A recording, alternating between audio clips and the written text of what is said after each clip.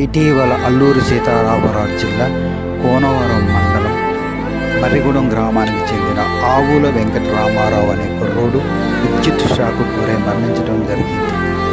ఈ కుర్రోడు మరణంతో ఆ కుటుంబాన్ని పోషించాల్సిన వ్యక్తి ఎవరూ లేకపోవడం వలన ఆ కుటుంబం దిక్కులేని పరిస్థితిలోకి వెళ్ళింది. ఆ విషయం తెలుసుకున్న నేను ఆ కుటుంబానికి 3,000 రూపాయల ఆర్థిక సహాయం చేశాను.